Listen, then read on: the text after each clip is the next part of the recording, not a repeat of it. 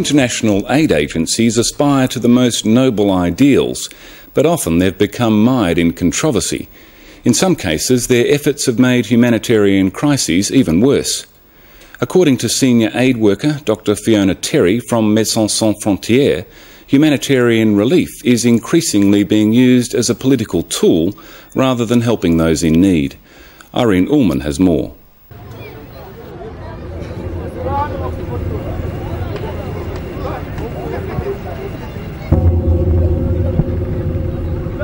In the aftermath of Rwanda's genocide, up to 2 million people crossed the border into neighbouring Tanzania and Zaire.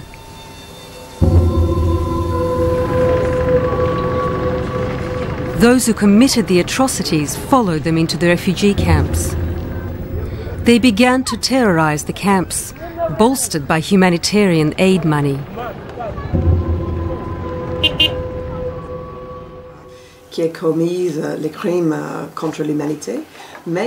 head of the French section of Médecins Sans Frontières in Tanzania, Dr. FionaTerry was an eyewitness to the tragedy of the camps.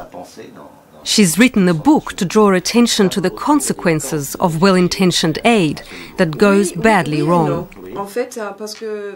The people that were responsible for the genocide, who had organised it and perpetrated it, pushed a lot of the Rwandan population onto the roads and out the frontiers, firstly to Tanzania and then into Zaire, where they lived amongst them and basically controlled them because they were able to control the humanitarian aid coming through. They used the aid to regroup and rearm. So I calculated just for one MSF program in one refugee camp of 100,000 people, we were running the hospitals and we had about 550 local staff on our payroll. They were earning an average of about $100 US dollars a month. So if you think about 20% of that, that was 11,000 US dollars from one NGO in one camp alone, going directly into the hands of people responsible for genocide, who were rearming and basically using these camps as a rear base for their attacks on Rwanda. They carried out many, many attacks.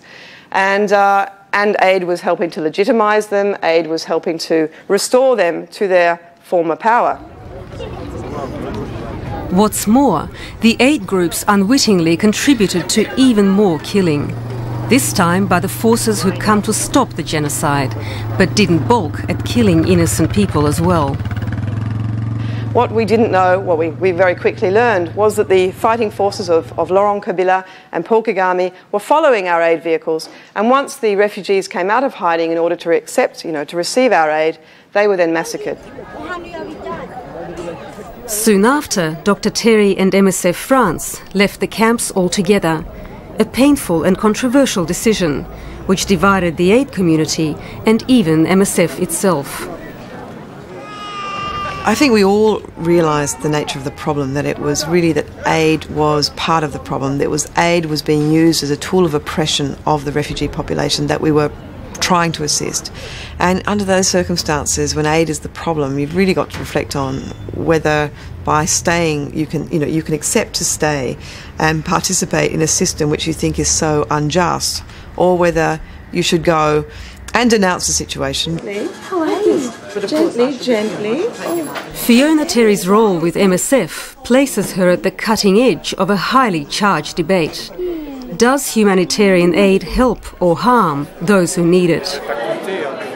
Terry says too often well-intended action has unintended consequences, but that aid organisations are unwilling to admit this. And Ian from the Institute. Hello. There has been a school of thought in humanitarian action which is taken from the Hippocratic Oath, do no harm.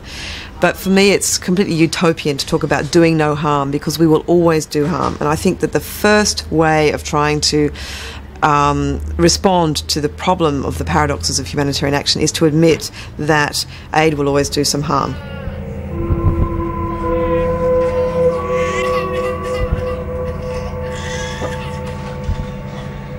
North Korea is another urgent challenge facing humanitarian organisations. Aid is being used to prop up the regime while millions starve. MSF and other aid groups pulled out in 1998. Those who stayed, Terry says, are collaborating with the regime's choice of who's to live and who's to die. Is it possible for a humanitarian aid organisation to work in a concentration camp? Is it possible that you can bring a semblance of humanity into a system of total oppression? And I think if we're really talking about a sense of humanity, of humanitarian, I think it's not possible. So I think also we need to take this much harder negotiation strategy, and if all NGOs, aid organisations left North Korea today, I think the Kim Jong-il regime may well accept to have aid organisations back on better conditions. But I really feel that we need to put this in a much harder sense. You have reached the surgery of Dr. Simon Janes. Dr. Janes will be overseas for the next 6 months. Every year, Australian doctors and nurses leave home to volunteer in trouble spots around the world. MSF, or Doctors Without Borders, is often the first to reach conflict zones and one of the last to leave. It insists on being outspoken and politically independent. Is it that we are not making the decision? That's the crucial aspect. And it's not afraid to expose corruption and questionable motives within the aid community. Countries have to put forward the proposals, countries have control of where the money goes and how they'll... FionaTerry says since the 11th of September, there's been increased pressure on the NGOs to tie their work to US policy interests. And I want you to know that I have made it clear to my staff here and to all of our ambassadors around the world that I am serious about making sure we have the best relationship with the NGOs who are such a force multiplier for us, such an important part of our combat team.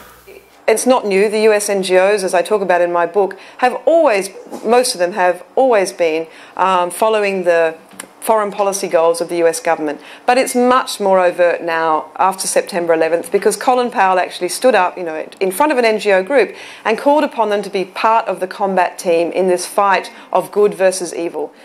Terry is critical of the non-government aid agencies in the US who lined up for millions in government grants with proposals for post-war Iraq months before the war. The United States government has been very keen to get aid organisations on board as part of its sort of effort in the war of good over evil, and I think has tried to bring the aid organisations along for maybe propaganda purposes or to show that that they're taking their responsibility seriously.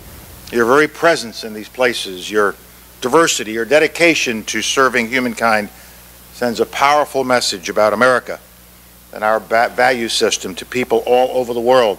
Look at the way we do it. Look at the values we bring. Look at what we believe in. Look at our respect for individual rights and human dignity, and see how we use these values to talk to you, to work with you, the downtrodden of the world. Those of you in need, America cares.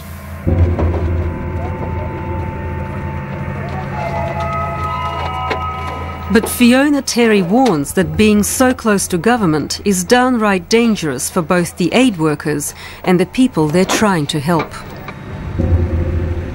She believes the recent death of an international Red Cross worker in Afghanistan was a consequence of aid administered under the army's wing. And in Afghanistan, we even saw soldiers taking off their uniforms, putting on civilian clothing in order to, be closer to the population, give an image that this war was all about good things, and they were armed. And of course, when Afghan people see civilians, they're not going to make such a distinction anymore between an aid worker who's not armed and a special forces in civilian clothing who is armed. And from the first moments in post-war Iraq, aid was once more part and parcel of the war machine. In Baghdad, non-government organisations answerable to the State Department must also report to the military chain of command. Once it goes bad in Iraq, which it's starting to do, and I think it's going to get a lot worse, I think those aid organisations that have been closely associated with the US government or the coalition forces are potentially going to become targets of unrest, and also probably the people under their, who are receiving their assistance will potentially become targets. FionaTerry urges non-government organisations to defend their humanitarian space and refuse to be moulded by the politics of a conflict. And I think the best guarantee of our safety has always been our own negotiations with local warlords and local people on the ground, discussions with them and acceptance by them for what we are trying to do, and understanding that our action is not meant to influence the nature of a conflict in any way. It is purely in order to alleviate some of the symptoms of this conflict. That is our only role in being there. The whole purpose of humanitarian action is to meet the needs of the most vulnerable people in priority. And that's our program for tonight. Next week, Nick Lazaridis presents a major investigation